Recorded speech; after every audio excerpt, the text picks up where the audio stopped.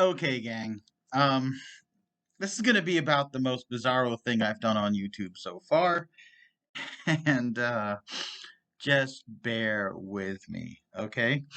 Uh, as some of you may know, one of the styles I did in my teenage years and through my 20s and 30s was Goju Dao which later on became Goju Dao Taekwondo. It's a American style of karate that arose in Hamilton, New Jersey, and the originator of the system was Jeff Mack. For quite a while, I was his top student and top instructor, working for him. And then, I went a separate way, and one of my colleagues, Ed Yuncza, became the top student. Then he went the separate way, but to make a long story short, he sort of inherited the mantle of the system, and I continued working with him all the way up through my fourth degree, fourth dan in that system. And now his specialty was point sparring, and he loved Taekwondo, even though he didn't start off in it originally. So for a while, he switched over to Taekwondo with Song H. Kim. And I remember I used to travel with him to train with Song H. Kim in Connecticut. We would do a weekend seminar, and he continued that. He liked what he saw, and I helped him prepare for his black belt material. I would help him go over the takeuk forms, the kicking combinations, the pad drills, the sparring, things like that. But he chose to pursue that system, and then eventually, broke away and did his own thing. Very common in the karate world, certainly. Um, so Ed passed away. Passed away a couple of years ago. I think maybe 2018 or 2019 or something like that, relatively young. He was still in his 40s, and I think maybe maybe 46 tops. It was very unexpected.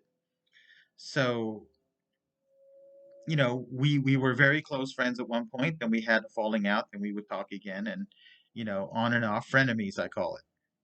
And we sparred each other a lot. And for my fourth degree test, it was a very simple test. I fought him full contact in his garage. There were witnesses there. We did not tape, and I'm not going to say who landed what, how many punches, how many kicks were landed, what type, who got the better, who got the worst. We beat the snot out of each other, and we did it for a couple rounds. Um, Obviously, he's taller and more of a kicking specialist, so the entire time he was working to maintain outside range and working to kick me, but he did punch me. I'm shorter and I got better hands. And so the entire time I worked to get in close and I worked to use my hands. And I succeeded as well. Um, I would get in, I would punch him, but I would also kick him. So we both punched each other. We both kicked each other. We both hit each other in the face, the body, a couple of accidental low blows to the legs. Um, you know, we fought each other full contact, beat the snot out of each other. And that was my fourth degree black belt test in the style because at one point I was a black belt and he was a brown belt, right? Um, that was when I was visiting home for the military, and then when I got back, he'd gotten his black belt, and I was senior to him. Then I left. He progressed in that system. We both went our separate ways into if I like the kung fu world, right? But anyway, Ed loved point sparring, and before he died, he wrote one book, and I'm going to read the title of the book. It's called It's I just purchased it on Amazon. It's called Sport Karate Point Sparring: An Essential Guide to the Point Fighting Method. And that was his great love in the martial arts. He loved that kind of, more than anything. And he loved nunchakus. And Ed, so now I'm talking to you, Ed. You're dead. You're past. And we've had our differences and we've had our collaborations. We did some pretty cool stuff. And there were times when we pissed each other the hell off, right? And we've certainly beat each other up quite a few times.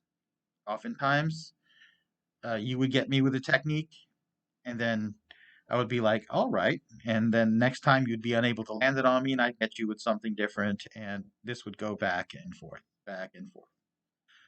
I knew your book had been published. I had no interest in buying it.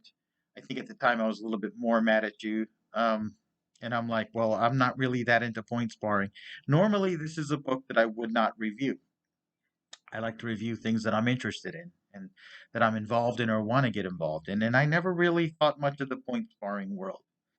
Um, but I think you won point sparring grand champion at the Battle of Atlanta once, and that was kind of like the height of your competition career. I've we both, even as independents, when you were definitely doing nothing but taekwondo, and I was doing nothing but kung fu. I remember there was a Mercer County karate tournament, and we had both been students at Mercer at different times, and we were both competing, and I won a black belt Chinese weapons and forms. I think I won the weapons, and then I won the Chinese uh, weapons grand championship. And I think you won the sparring grand championship or a grand championship, and you placed in weapons. And I don't know how you did in empty hand forms, but I remember you'd always tease me because you would repeat what Jeff would say. Jeff would say, "Kung Fu, you're not built for that style. Stay with karate." And then when I won that grand championship trophy, which was, close to being as tall as me, I remember I walked over to you, Ed, and I said, "We're going to say I'm not built for that style." And he said, "You unequivocally are built for that style." And he turned to his students. He says, "I've never seen anyone, make a transition between these two very different styles and get to the level that you did. And I'm never going to say that again about you." I'm like, "All right, we're cool." So then we kind of chilled out a bit, and So anyway, I'm purchasing this book to give you a fair shake and to sort of complete something that I wanted to do. And I had no expectation that I'd outlive you. It caught me by surprise that you were dead, and I'll tell you what was going on. Um, I think I had started jujitsu at this point.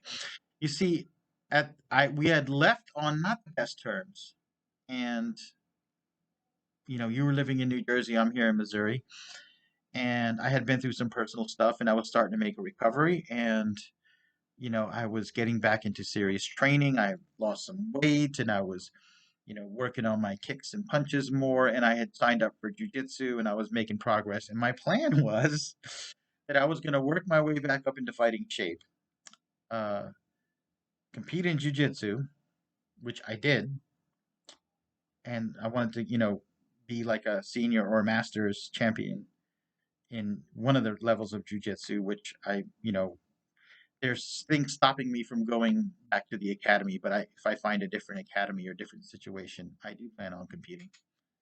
And I wanted to go back to Hamilton and confront you and say, hey, let's have another match. Let's do a couple rounds, win, lose, or draw, just like we did the last, when I fought you for my fourth Dan test. And after this, let's just bury the friggin' hatchet. Let's bury the hatchet and be done with it. And, at the very least, be on neutral terms. So I'm mad at you for dying young, dude.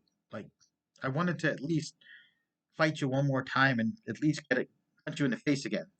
Um, but yeah. So I'm buying your book, and I'm going to give it the fairest, most objective review that I can, knowing that point sparring was never my thing. Um, and you had pursued your competition sparring and your taekwondo as far as you could. You got up to third dan in the World Taekwondo Federation taekwondo under Sang H. Kim, and I don't even think it's called the WTF anymore. And you also joined Bill Wallace's organization, and I think you got up to six dan in that system, in the Superfoot system. And quite frankly, a lot of this is fading into obscurity. With the popularity of MMA and K1 and all these things, I really don't think a lot of people even care about point sparring anymore. Um, a lot of karate schools closed. The school you left behind closed during due to the COVID pandemic. So, yeah. So, as my last favor to you, right? Because I can't fight you. and I can't talk to you. Let's bury the hatchet. I bought your book, which I said I'd never do. I bought your book, and I'm gonna advertise your book with as fair a review as I can. And if people buy it posthumously, I don't know. I guess it goes to your family or something, which, I'm all for. You know, anyone that is a widow or an orphan due to their father dying, they deserve our support, regardless of who they are. And so I'm waiting for that book to come in. It should be coming in a day or two. Standard delivery from Amazon. Um, what else can I say? What else can I say? You could be an a-hole sometimes, but I know I could be. We were merciless with each other. I also know that your untimely death still surprises me. You're younger than me, and you were in fantastic shape and had a far more stable life than me. I mean, you were married, you had kids, had a financially successful school. It caught all of us completely by surprise. You caught some kind of cancer, and the accounts say You died peacefully. So what can I say? At least you died peacefully. Um, Currently, I am the only one that still actively practices the Goju Dao Te system, right? Or in later iteration, it was called Goju Dao Te Taekwondo. The grandmaster of the system is still alive. Jeff, he outlived you, and Jeff is no longer active. I think he's running a couple of barber shops or something. He's not in the martial arts business anymore. Right now, I have one student, Tommy, who's in his late 40s, and he likes he studies kung fu with me, but he likes the stuff I've shown him so much that he asked to learn the complete system. And I don't know how much of that influenced your point sparring, but maybe it did, maybe it didn't. I know I taught you quite a few things about reflex training, and you actually took some of that material and made a black belt article out of it. And I said, it's fine. I didn't invent any of this. A lot of this comes from the Bruce Lee's fighting method books and my exposure to Jeet Kune Do and some of my exposure to the American karate system at the American Karate Institute in Hamilton, New Jersey, which I think is closed now, closed down. So our local influences in Hamilton went into my development later in Kung Fu and Kali and Silat, and it went into your career. And so I'm looking forward to your book, Ed. Um, Again, I'm kind of pissed off at you for dying. So before I got a chance to fight you again, so I was looking forward to that. And so I guess you can say this is a last punch, our last match, and my last respects and homage to you because I think I owe you that. And heck, if any of my students wanted to get into point sparring, which nobody I'm training currently is going in that direction. I'm pretty sure that there's tons of useful stuff in your book, and I could extract it. Could I take anything out of your book and adapt it to anything I'm doing now? I don't know. That remains to be seen. But I mean, that was your world, and you were good at it. So, uh, rest in peace. And the formal review of the book will come when it comes in the mail. Okay.